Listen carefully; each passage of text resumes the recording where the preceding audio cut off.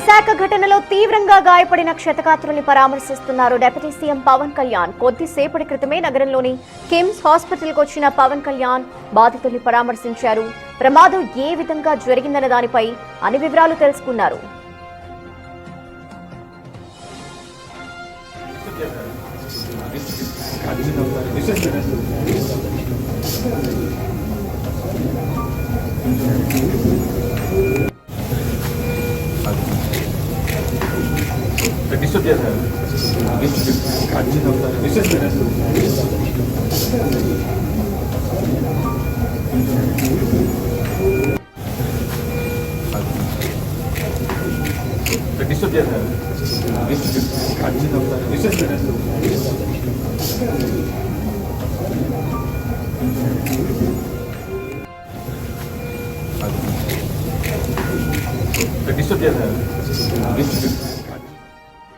విశాఖ కిమ్స్ కి deputy CM Pawan Kalyan వెళ్లారు. అక్కడి క్షతగాత్రుల్ని పరామర్శించారు. మరిన్ని వివరాలు మా ప్రతినిధి షణ్ముఖ్ అడిగి తెలుసుకుందాం. షణ్ముఖ్,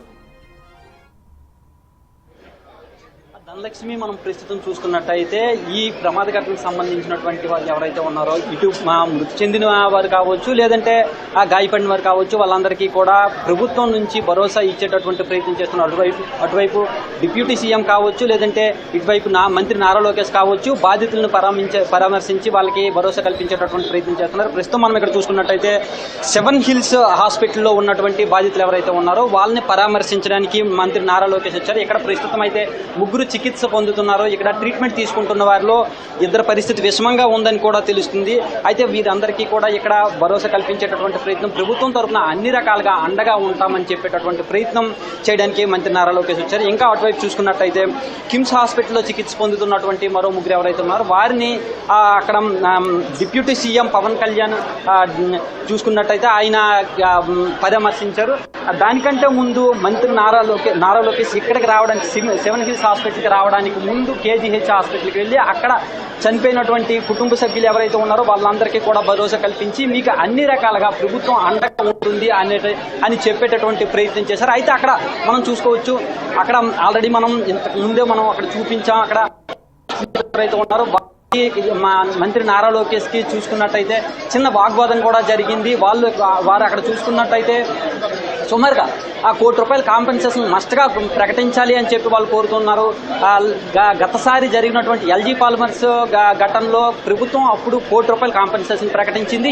ఇప్పుడు కూడా ₹1,00,00,000 ఖచ్చితంగా ప్రకటించాలి అని చెప్పి వారు డిమాండ్ చేశారు. అయితే అక్కడ నారా లోకేష్ కూడా వారితో కొంచెం చిన్న వాగ్వాదం చేశారు. ఆ ప్రభుత్వ బాధితులు ఎవరైతే ఉన్నారో బాధిత కుటుంబ సభ్యుల తరఫు వారితో మాట్లాడడం కోసం మాత్రమే మేము వచ్చాం, మధ్యలో ఈ విషయాన్ని ఎవరు రాజకీయం చేయొద్దు అని చెప్పేసి కూడా ఆయన గట్టిగా చెప్పినటువంటి పరిస్థితి. ఏదేమైనప్పటికీ కూడా ప్రభుత్వం నుంచి అన్ని రకాలుగా భరోసా కల్పించేటటువంటి ప్రయత్నం చేస్తున్నారు. ఇటువైపు హాస్పిటల్లో ఉండేటటువంటి బాధితులను పరామర్శించిన తరువాత పవన్ కళ్యాణ్ కావచ్చు, నారా లోకేష్ కావచ్చు, స్టీల్ ప్లాంట్కి వెళ్ళి అక్కడ పర్యవేక్షించే ప్రయత్నం చేస్తారు. ఎందుకంటే స్టీల్ ప్లాంట్లో పాతబడిపోయినటువంటి యంత్రాలు ఉన్నాయి, అందుకే ఈ ప్రమాదం జరిగింది అనేటటువంటి కొన్ని ఆరోపణలు, అపోహలు ఇవన్నీ వస్తున్నటువంటి పరిస్థితి. వాటన్నింటినీ కూడా పర్యవేక్షించి అక్కడ ఏమైనా మార్పులు చేర్పులు చేయాల్సినటువంటిది ఏమైనా ఉంటే వాటి గురించి కూడా తెలుసుకునేటటువంటి ప్రయత్నం చేస్తారు. ఇక్కడ ఇంకో విషయం కూడా ఖచ్చితంగా మనం చెప్పాలి. ఎందుకంటే ప్రస్తుతం చూసుకున్నట్టయితే స్టీల్ ప్లాంట్ అనేది ప్రైవేటీకరణ జరుగుతుంది అనేటటువంటి ప్రచారం గత కొన్ని ఏళ్లుగా జరుగుతుంది. ఇలాంటి నేపథ్యంలో ఈ ప్రమాదం జరగడంతో అటువైపు ఈ బాధితులకు సంబంధించి వారికి భరోసా కల్పించాలి. ప్రస్తుతం ఈ స్టీల్ ప్లాంట్ విషయంలో ప్రైవేటీకరణకు సంబంధించి అటువంటిది ఏమీ జరగదనేటటువంటి భరోసా కూడా కల్పించాల్సినటువంటి బాధ్యత ప్రభుత్వం పైన ఉంది. కార్మికులు కావచ్చు, లేదంటే అక్కడ ఉండేటటువంటి టెంపరీ ఉద్యోగులు కావచ్చు, పర్మనెంట్ ఉద్యోగులు కావచ్చు, వీరి అందరికీ కూడా ఖచ్చితంగా భరోసా కల్పించి స్టీల్ ప్లాంట్ కావచ్చు, అక్కడ ఉండేటటువంటి కార్మికులు కావచ్చు ఎలాంటి ఇబ్బంది ఉండదు, భవిష్యత్తులో ఎలాంటి ఘటనలు చోటు చేసుకునేటటువంటి అవకాశం ఉండదు అని చెప్పి ఖచ్చితంగా ప్రభుత్వం తరఫున భరోసా కల్పించాల్సినటువంటి అవసరం ఉంది.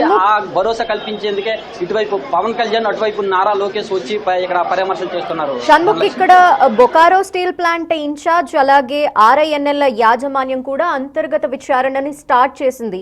ఈ నేపథ్యంలో అసలు ప్రాథమికంగా ఏం నిర్ధారించారు? ప్రమాదానికి అది పేలిపోవటానికి కావచ్చు, బ్లాస్టింగ్ సంబంధించి ఏం జరిగింది అనే విషయంపై ఏమైనా తెలుసుకున్నారా? ఇప్పుడు అధికారులు అక్కడికి చేరుకోబోతున్నారు, పవన్ కళ్యాణ్ కావచ్చు, లోకేష్ కావచ్చు అక్కడికి వెళ్ళబోతున్నారు కాబట్టి వాళ్ళు అసలు ఏం చెప్పాలనుకుంటున్నారు రీజన్స్ గా? ఇక్కడ మొదటగా చూసుకున్నట్టయితే బొకారోకు సంబంధించినటువంటి అధికారులు ఎవరైతే ఉన్నారో వారితో ఒక విచారణ కమిటీ వేసిన విషయాన్ని కూడా కొంతమంది వ్యతిరేకిస్తున్నటువంటి పరిస్థితి ఉంది.